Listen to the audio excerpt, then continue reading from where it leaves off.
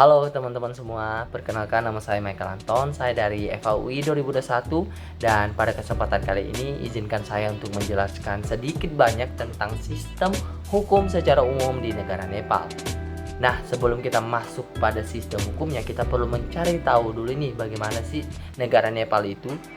Nah, negara Nepal itu sendiri teman-teman cukup unik sebenarnya karena negara ini berada di atas pegunungan Himalaya dan menurut sejarah negara ini telah terbentuk sejak 2000 atau 1500 sebelum Masehi dan itu cukup lama ya teman-teman. Dan negara ini sendiri telah dikelilingi oleh daratan di Himalaya di mana menyepadani atau berpetatan langsung dengan Cina di bagian utara dan India di bagian selatan, timur dan baratnya.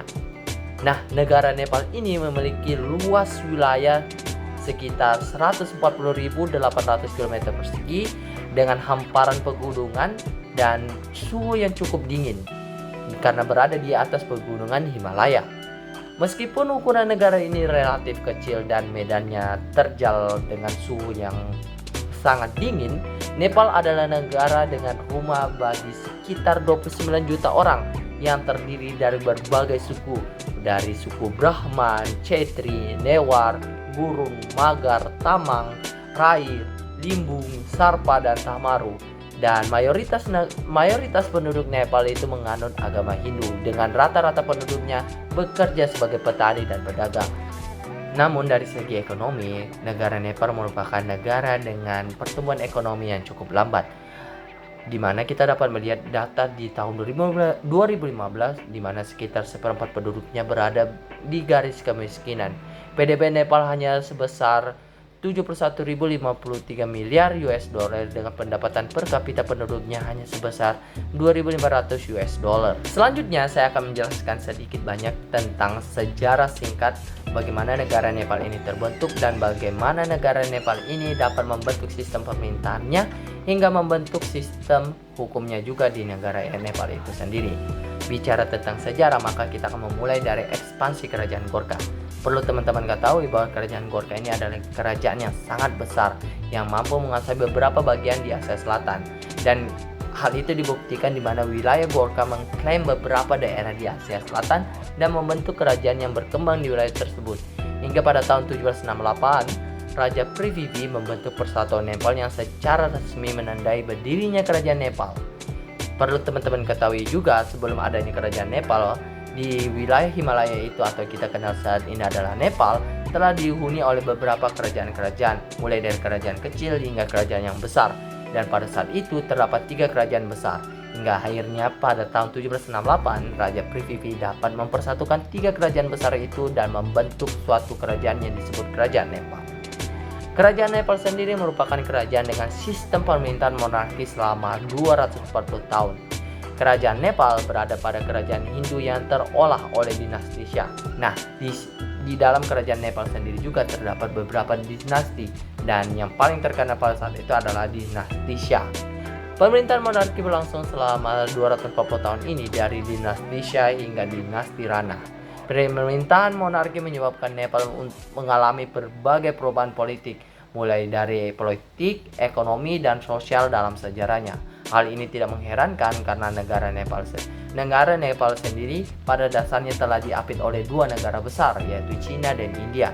Belum lagi mereka mengadopsi beberapa hukum yang ada di Eropa. Hal ini tidak terlepas dari hubungan diplomasi yang mereka lakukan pada saat kerajaan Nepal masih eksis berlaku pada saat itu. Hingga pada tahun 2008 atau tepatnya pada tanggal 28 Mei 2008, Nepal secara resmi berubah menjadi Republik Federal dan beralih menjadi Republik Demokratik Federal Nepal.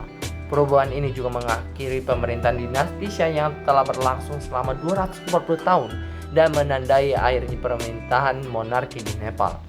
Nah, dalam konteks hukum, perubahan politik ini juga mempengaruhi perubahan dalam hukum dan kebijakan pemerintah.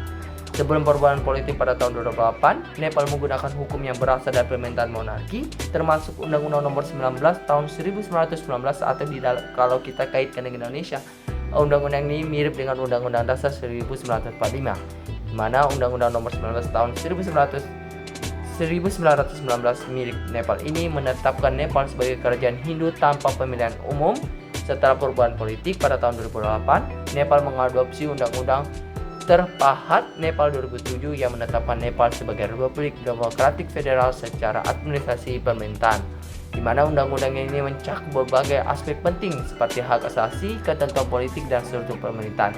Dan yang paling penting pada saat itu ialah di mana terjadi pelanggaran hak asasi manusia hingga memaksa pemerintahan Nepal untuk mengubah konstitusinya hingga dari kerajaan menjadi konstitusi Republik Demokratik Federal Nepal. Perubahan konstitusi ini juga memberikan wajah baru dalam sistem pemerintahan di negara Nepal yang awalnya dipimpin oleh raja yang mewariskan kepemimpinannya kepada pewaris selanjutnya berubah menjadi lebih demokrasi di mana rakyat turut serta memilih pemimpin negaranya yaitu presiden dan perdana menteri di negara Nepal pada saat itu. Hal ini dapat kita lihat dengan diadakannya pemilihan presiden di Nepal yang dilaksanakan menjadi 2 putaran, yaitu pada tanggal 19 Juli 2008 dan 21 Juli 2008, di mana pada tanggal tersebut telah memilih Majelis Konstituente Nepal dan memilih presiden dan wakil presiden untuk menjabat pada tahun 2008.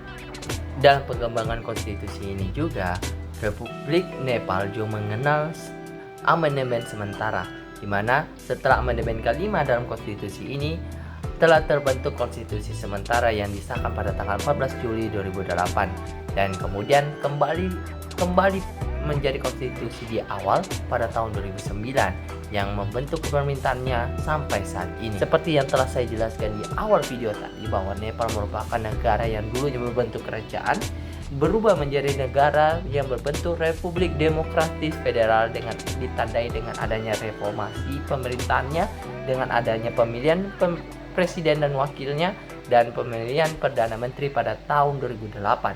Lanjut, bahwa Nepal itu sebagai bentuk negara Republik Demokrasi memiliki sistem hukum yang sebagian besar dipengaruhi oleh sistem hukum umum. Struktur pengadilan di Nepal menirukan sistem hukum umum dengan tingkatan pengadilan yang berbeda-beda. Berdasarkan konstitusi Nepal 2015, di Nepal itu terdapat 3 pengadilan utama, yaitu pengadilan distrik, pengadilan tinggi, dan Mahkamah Agung. Hampir mirip dengan di Indonesia, di mana 3 pengadilan ini dan Mahkamah Agung ini memiliki wewenang yang berbeda-beda dengan tingkatan yang berbeda-beda. Di Nepal juga mengenal hal demikian, di mana ketiga pengadilan ini mengurusi perkara-perkara yaitu pidana, perdata, ketatanegaraan negara, dan sebagainya. Selain itu, di Nepal juga mengatur pengadilan yang lain. Selain pengadilan yang telah disebutkan dalam konstitusi tadi, badan peradilan dapat di tingkat lokal untuk mengadili kasus-kasus berdasarkan hukum atau badan lainnya yang memungkinkan diperlukan untuk melakukan penyelesaian sengketa di daerah-daerah terpencil atau tingkat lokalnya. Hal ini juga diatur dalam konstitusi Nepal 2015. Selanjutnya, Nepal juga menganut sistem pemerintahan sekuler dengan hak beragama bagi masyarakatnya. Ya, walaupun negara Nepal mayoritas beragama Hindu dan Buddha, tapi pemerintah Nepal tidak membatasi hak-hak masyarakatnya untuk memilih mau beragama seperti apa. Hal itu diatur dalam Kode Nasional Nepal itu sendiri. Nepal dulunya menganut sistem pemerintahan monarki absolut hingga pada tahun 1990 sistem pemerintahan ini berubah menjadi monarki konstitusional dan pada tahun 2018 seperti yang saya jelaskan, kerajaan Nepal berubah dan dibubarkan dan menjadi negara federal dengan sistem sekuler. Hingga pada 28 Desember 2007, Parlemen merilis undang-undang yang mengamandemenkan pasal 159 konstitusi menggantikan kata-kata hukum mengenai raja menjadi hukum mengenai kepala negara dan mendelegasikan Nepal sebagai sebuah republik federal. Dengan demikian membatalkan sistem monarki yang selama ini memimpin negara Nepal. Hingga pada tanggal 28 Mei 2008, Nepal dinyatakan sebagai Republik Demokratik Federal. Konstitusi yang ada di Nepal sekarang ini merupakan hasil konstitusi yang ke-7 dan selesai dirumuskan pada 2015.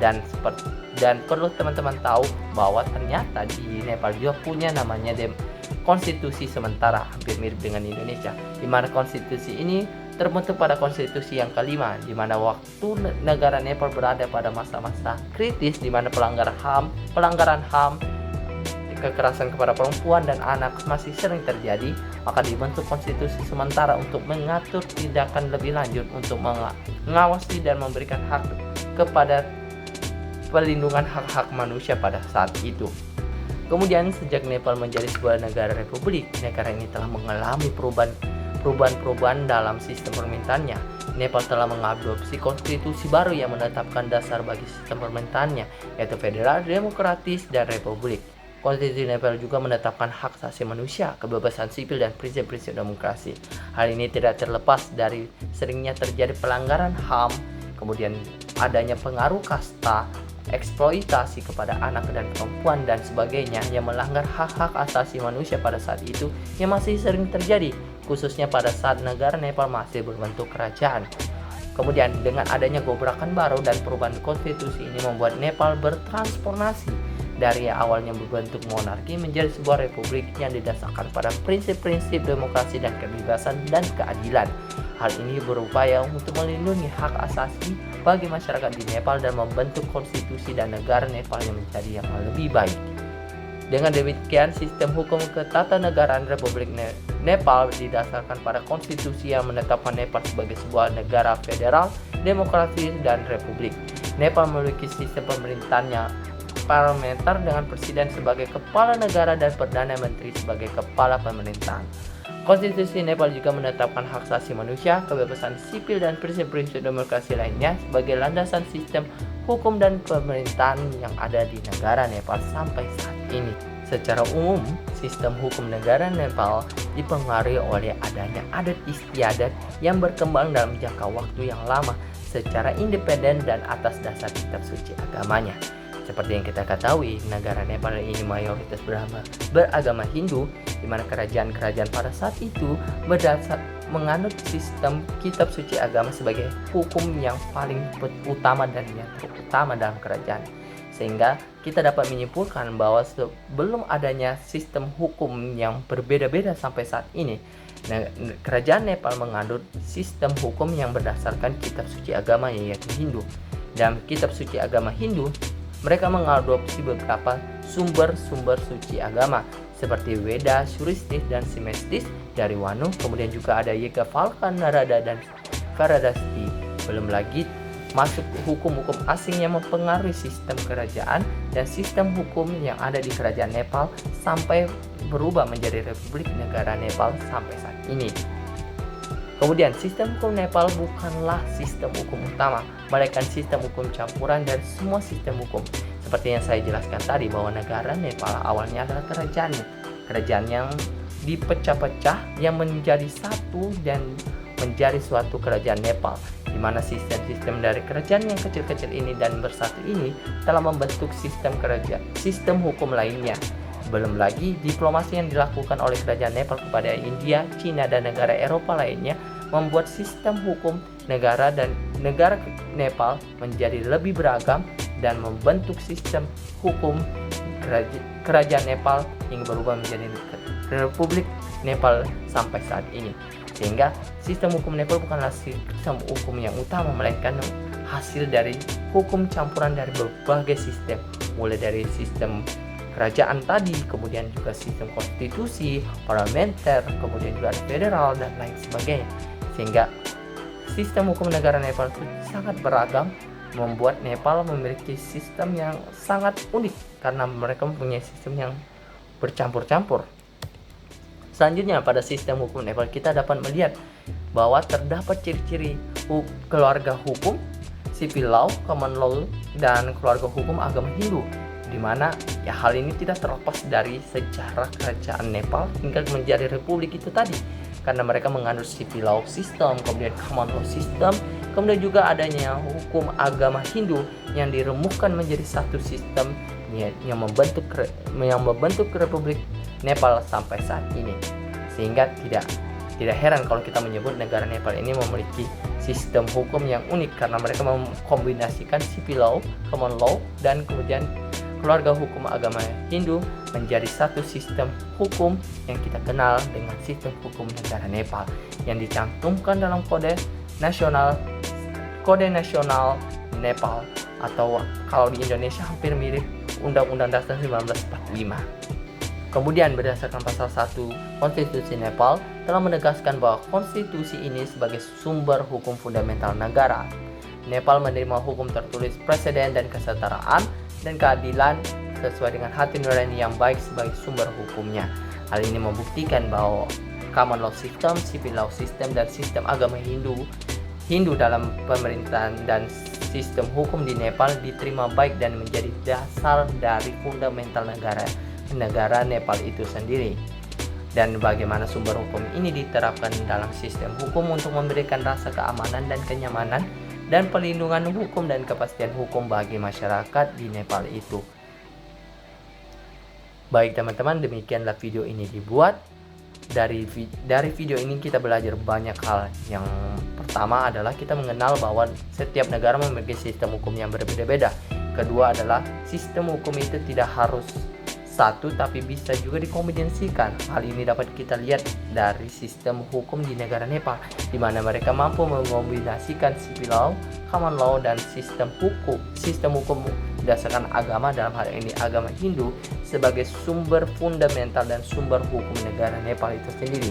Kemudian dari sejarah juga kita belajar bahwa kerajaan Nepal sebagai awal mula dari negara Nepal ini membentuk sistem hukum yang berbeda-beda, yang dimana dipengaruhi oleh sistem dari negara kecil, kemudian dari kerajaan kecil, kemudian dari kerajaan yang besar, yang kemudian dipadatkan menjadi satu kerajaan yang disebut kerajaan Nepal dan berubah menjadi Republik Demokrasi Federal, dan kemudian membentuk sistem pemerintahan dan sistem hukum yang ada di Nepal sampai saat ini. Hal itu membuktikan bahwa sejarah panjang Nepal ini membentuk sistem hukum negara Nepal menjadi lebih baik lagi dan lebih beragam dari sebelumnya.